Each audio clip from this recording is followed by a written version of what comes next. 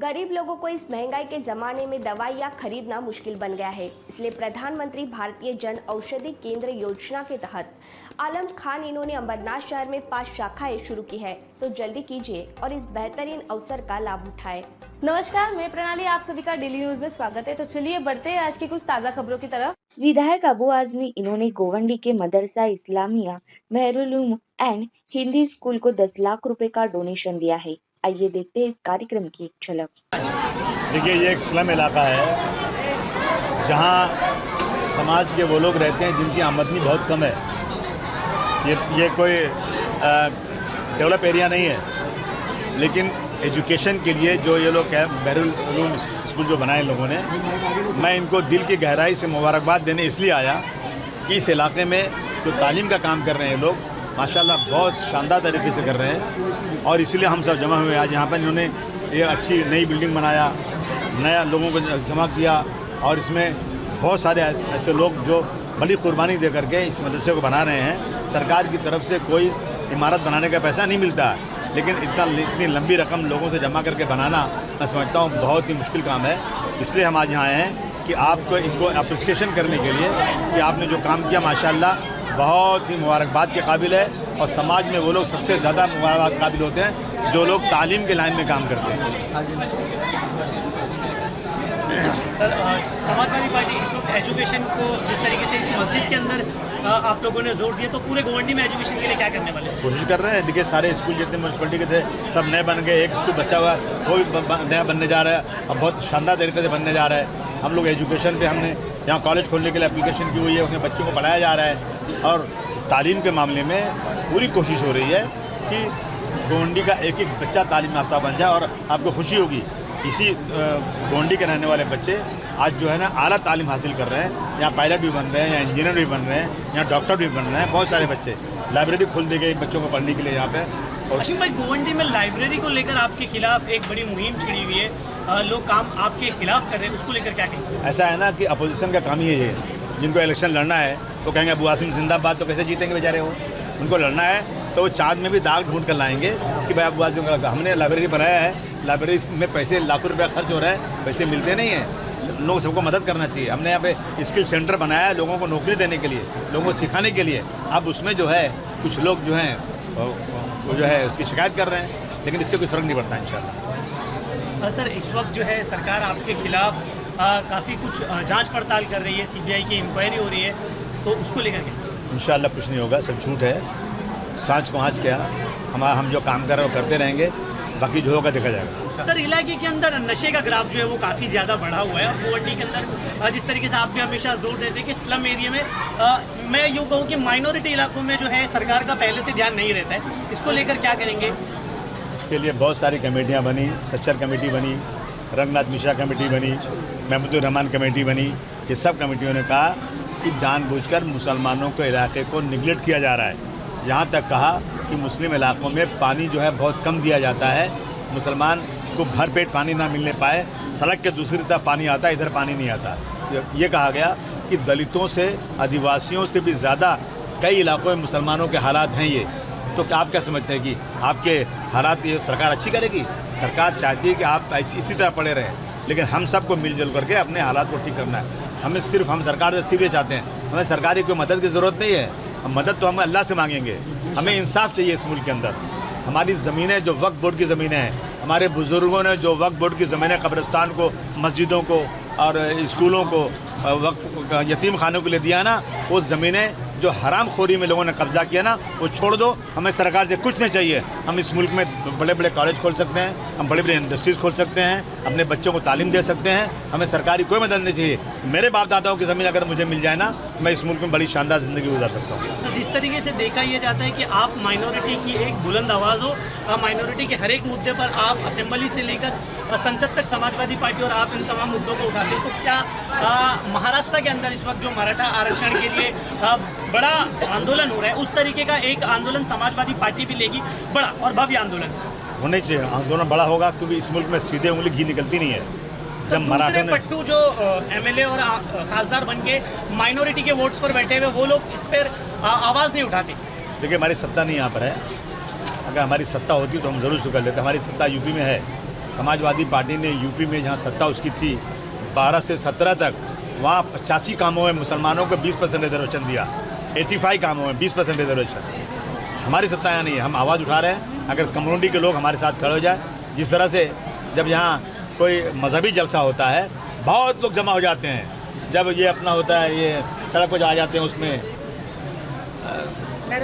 नहीं बहुत सारे प्रोग्राम होते हैं यहाँ पर होता है, लोग सड़कों पे आते हैं, पूरा सड़क जाम हो जाती है। इसी तरह से हमारी आवाज़ पर अगर लोग आ जाएं, जमा हो जाएं, तो सरकार को हम हिला दें, सरकार से मना लें। लेकिन क्या है ना कि कौम के लोग जमा होते नहीं, इकट्ठा आते नहीं। जिसके पीछे भीड़ होती है, जिसके पीछे सर होता है, उसी की बात सुनी जाती है। सर, यूपी के अंदर मस्जिद से फिलिस्तीन के लिए दुआ करने पर भी बैन लगा दिया गया, क्या कहेंगे? नहीं, हलाल प्रोडक्ट का मामला भी चल रहा है यूपी के ऐसा है कि जो इनके सबसे बड़े नेता थे, जिनका नाम था अटल बिहारी वाजपेयी, उन्होंने भी फ़लस्तीन की आज़ादी की बात किया था। इसी मुल्क में अंग्रेज़ आया था ना, तो मुसलमानों ने, लाखों मुसलमानों ने शहादत का जाम पीकर अंग्रेज़ों को भगाया था। आज़ादी, हमें आज़ादी चाहिए फ़लस्तीन की।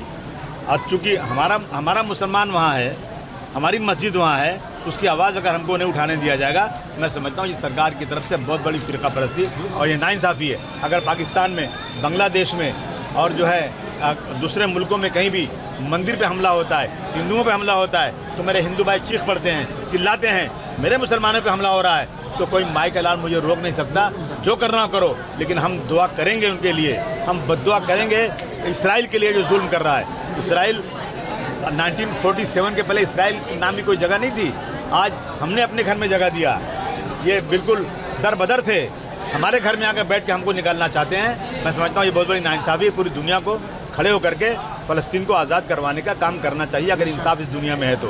बिहारी समाज की जो मस्जिद है, सारे ही लोग यहाँ पर जो है जुट करके मस्जिद को तामीर का काम करके आसिम भाई की क्या कहना चाहिए? आज तो ख़ास तौर से इस इलाके के हर दिल अजीज़ आमदार और हम सब के कायद मोहतरम जनाब अबू आसिम आज़मी साहब को बुलाने का मकसद ये था कि आसिम भाई के फ़ंड से, आसिम भाई के पैसे से ही इस काम की शुरुआत हुई थी, आज से 7-8 महीना पहले।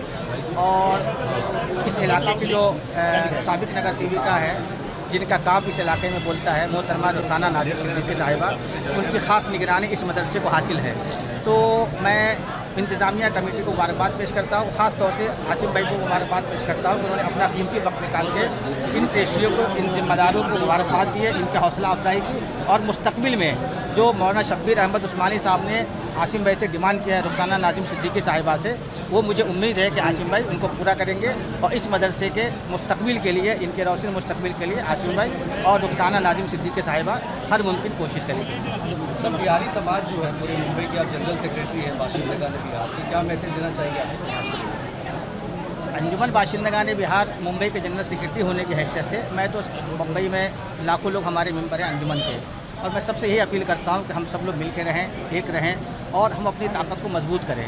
जब हम मजबूत रहेंगे तो हमारी बात सुनी जाएगी, इक़्तिदार में भी हमारी बात सुनी जाएगी और सरकार भी हमारी बात सुनेगी। और मुझे उम्मीद है कि इंशाल्लाह हम सब लोगों में इत्तेहाद पैदा होगा और उसके लिए कोशिश भी की जा रही है। क्या कहना चाहेंगे, वार्ड नंबर 136 में इतना अच्छा आगाज़ हुआ है, जो मदरसे का काम है एजुकेशन की तरफ बढ़ता हुआ दिख रहा है? देखिए, एक बहरुल उलूम है ये। जब मैं इलेक्शन जीती तो मैंने देखा था कि इसके हालात बहुत ज़्यादा खस्ता थे। यहाँ तक कि मैं अभी हकीमी साहब को बता रही थी कि जब यहाँ पर हम झंडा वंदन करने आते थे तो इसकी सीढ़ियाँ इतनी ख़राब थी कि ऐसा लगता था कि कभी भी ये गिर जाएगा। तो हम लोग कोशिश ये करते थे कि झंडा वंदन में भी बच्चों को कम बुलाया जाए, इतनी खस्ता हालात थी। लेकिन आज आप देखेंगे कि सबके ताउन से, खासकर मैं अबू आसिम आज़मी साहब का शुक्रिया अदा करूँगी कि मैं ये मदरसा दिखाने के लिए जब लाई तो उन्होंने तुरंत बोला कि इसके लिए जो भी ताउन लगेगा मैं करूँगा। और इसके अलावा हमारे और भी बहुत सारे ज़िम्मेदार लोग हैं, सबके ताउन से मदरसा बना है और ये बहुत अच्छी बात है। क्योंकि गवंडी अक्सर आप लोगों ने सुना होगा कि नशे का कारोबार ज़्यादा होता है। तो देखिए, नशे का कारोबार जब ही ख़त्म होगा जब हमारे लोग ख़रीदेंगे नहीं। बेचने वाले भले बाहर के हो, लोकल हो, लेकिन हमारे बच्चे उसको ख़रीदना नहीं चाहिए। और जब वो नहीं ख़रीदेंगे, जब उनके अंदर एक एजुकेशन की बेदारी आएगी। और मुझे लगता है इसी तरीके से हर हलके के इलाके में, हर हलके में छोटे छोटे मदरसे खोल के बच्चों को एजुकेटेड किया जाए ताकि वो अच्छे और बुरे में फ़र्क जान सके। जब वो अच्छाई और बुराई का फ़र्क जान सकेंगे तो कोई भी नशे की तरफ नहीं जाएगा। और जैसे अभी अबू आसिम आज़मी साहब ने आपको बताया कि हमारा एक सेंटर खुला है। देखिए अक्सर बच्चे जब कुछ सीखे हुए नहीं रहते हैं, उनके अंदर कोई स्किल डेवलपमेंट का कोर्सेस नहीं आते उनको, तो वो गलत जगह जाते हैं, गलत कामों में जाते हैं। लेकिन बच्चे सिलाई, कढ़ाई, बुनाई और प्लम्बिंग ऐसे सारे हुनर जब उनके अंदर होंगे तो वो काम करके, काम धंधा करके अपना रोजी रोज़गार करेंगे, अपना पेट पालेंगे, बल्कि ना कि ये कोई गलत कामों में वो जाएंगे। तो हमारी पूरी कोशिश है, 100% स्लम है। और आप जैसे अभी आपने आसिम भाई से पूछा कि यहाँ पे मुस्लिम माइनॉरिटीज़ इलाके को कई सालों से निगलेक्ट किया जा रहा है, चाहे सरकार किसी की भी हो, चाहे कांग्रेस की सरकार थी, जब उन्होंने 5% रिजर्वेशन दे दिया होता तो आज हमारी माइनॉरिटीज़ की ये हालत नहीं होती। लेकिन आज बीजेपी सरकार है, वो तो हमारी खुली दुश्मन है, इनसे तो हम लोगों को कुछ भी ताउन की हमें उम्मीद नहीं है। तो हमारी कोशिश ये है कि हम लोगों में जागरूकता पैदा करें और ये कोशिश हम लोग जारी रखेंगे। और मुझे उम्मीद है इसी तरीके से इदारे कायम करें। और मैं आपके चैनल के माध्यम से एक ही पूरे बिहार के जितने बाशिंदगाना बिहार के लोग हैं उनसे एक ही हाथ जोड़कर रिक्वेस्ट है कि आपस की नाराज़गी बिल्कुल ख़त्म करके एक होकर चले, क्योंकि हमें फिर जोड़ने वाला कोई नहीं आएगा। और हमारे आपस का जब इंतशार होता है तो यकीन जानिए जो ये मासूम बच्चे स्कूल में पढ़ते हैं वो कहीं ना कहीं उनका नुकसान होगा। तो हमारी आपसी रंजिशों को ख़त्म करके हम लोगों को एक होके इन बच्चों के लिए काम करना है। हमारी आने वाली पीढ़ी, जनरेशन अच्छी हो, इसका हम लोगों को इंतज़ाम मिलजुल के करना चाहिए। यही बोलकर मैं आप सभी का शुक्रिया अदा करती हूँ, खासकर हमारी मीडिया का जो हमेशा हमारे गवंडी के मुद्दों पे इतना अच्छा काम करती है। बहुत बहुत शुक्रिया। सबसे बड़ा मामला ये है कि तालीम हमारे बच्चों के लिए लाजमी शय है। अगर तालीम की ज़िंदगी आगे नहीं बढ़ सकती। आज टेक्नोलॉजी का मामला है। अबू आसिम साहब ने अभी जाते हुए मुझसे ये बात रखी कि कमेटी के ऊपर हमारा हाथ रहेगा। एजुकेशन के लिहाज से गवर्नमेंट का मामला हो या कोई मामला हो, आप मुझसे रब्ता कायम कीजिए। इंशाअल्लाह जिस तरह से पहले काम हुआ आज भी काम होगा। 1982 में जब मैं आया था तो यहाँ के लड़के और लड़कियाँ सब अंगूठा टेक थी। आज अल्लाह का करम है कि हज़ारों हज़ार बच्चे ग्रेजुएट करके बाहर ममालिक में भी कमा रहे हैं और अच्छे अच्छे इंजीनियर, डॉक्टर, वर्सियर सब डिपार्टमेंट में काम कर रहे हैं। अदारे का जो तामीरी काम चालू है उसके ताल्लुक से लोगों से क्या अपील करेंगे? लोगों से हम कहेंगे कि आइए हमसे जुड़ जाइए, अल्लाह के लिए आप दीजिए और कौम के बच्चों को संवारने के लिए एजुकेशन का एक बेहतरीन इमारत खड़ा कीजिए। गर्ल्स एजुकेशन को लेकर क्या कहेंगे? खासतौर पर इस्लामिक जो लोग होते हैं गर्ल्स एजुकेशन के ऊपर क्या करेंगे? गर्ल्स एजुकेशन के मामले में मैं ख़वातीन के लिए एक अलग हाई स्कूल का क़याम करने जा रहा हूँ। और आप लोगों की मीडिया वालों की अगर हमें मजबूत ताउन हो जाए ज़ुबानी तो मैं 4 चांद लगा दूँगा इंशाअल्लाह। एक मिनट। अच्छा, पहली बात तो आपके चैनल के माध्यम से मैं कुछ कहना चाहता हूँ आवाम को कि जब नई कमेटी आई 5/11/2022 को, उस टाइम से हम लोग नई कमेटी मिलके बहुत अच्छे से तामीरी काम को स्टार्ट किए और मस्जिद, मदरसा, स्कूल इसको बहुत आगे बुलंदी लेके गए और आगे भी है ना बहुत ज़्यादा आगे काम होगी। आसिम भाई जो 10 लाख रुपए के ताउन दिए थे तो उन्होंने, अल्लाह का एहसान है, उन्होंने जो मटेरियल भेजा वो काम हर एक जगह अपनी जगह पे लगी। जिस तरीके से आपका अदारा ये कर रहा है मस्जिद, मदरसा और स्कूल, तो पूरे मुस्लिम समुदाय के लोगों को भी इस चीज़ पर जोर देना चाहिए कि मदरसे के अलावा जो दुनियाई तालीम है, एजुकेशन हासिल करना है, उसके लिए बाकी अदारों को क्या मैसेज देंगे? मैं ये चाहता हूँ कि जिस तरीके से ये इदारा दुनियाई तालीम को भी आगे बढ़ाने की कोशिश किया जा रहा है, वैसा और भी इदारा है वो भी इदारा दुनियाई तालीम से आगे बढ़ाने की कोशिश कीजिए। आवाम को तामीर के लिए क्या अपील करेंगे? आवाम के तामीर के लिए ये अपील करेंगे कि देखिए ये है ना 1989 से इदारा है। पुरानी जो कमेटी थी, जो भी थी, जो उस तरीके से काम नहीं हुआ था, लेकिन हम लोग सब मिल के नई कमेटी बहुत अच्छे से काम कर रहे हैं। अल्लाह का एहसान है कि जितने भी पैसा या फंड आ रहा है तो वो अपनी अपनी जगह लग रहा है। और मैं आवाम को यही अपील करना चाहता हूँ कि आप लोग बढ़ चढ़ के इस इदारे के अंदर आप लोग हिस्सा लीजिए। शुक्रिया। आज के लिए बस इतना ही। कल फिर मिलेंगे इसी समय इसी चैनल पर, तब तक के लिए मुझे दीजिए इजाजत। धन्यवाद।